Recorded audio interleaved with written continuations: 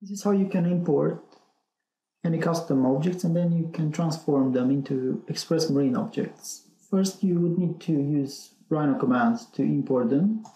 File, import, and they will be brought into your model. Now let's say you would like to use these objects at tier 7, and you would right click on tier 7, add custom group, and you can rename this group. Let's call them tier 7 custom objects. And in this group you can add multiple type of objects, X, Y, or Z objects, or series of them. And let's say we add an X object. An X object is one that has the average orientation in the X direction, and it is this red one.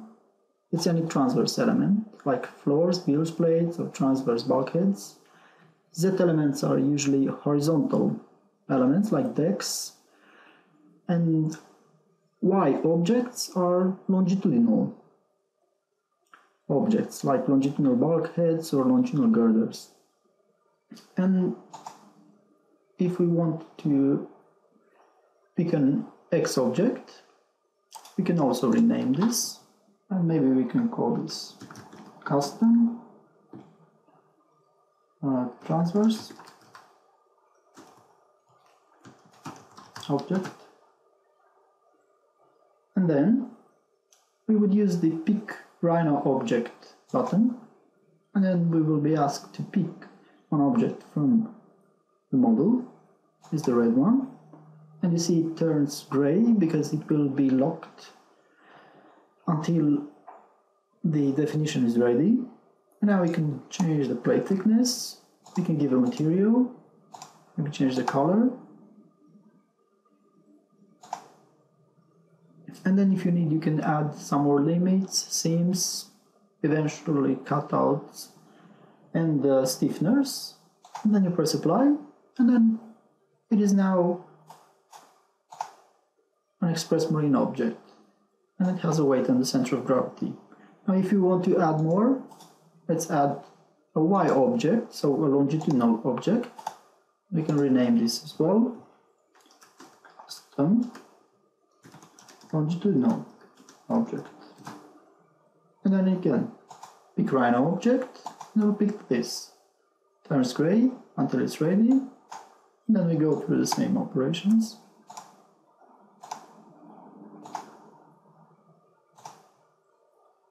Press apply and it becomes an ExpressMarine object, and we will also add a Z object, which is an object of a horizontal object, like a deck. We name this one as well.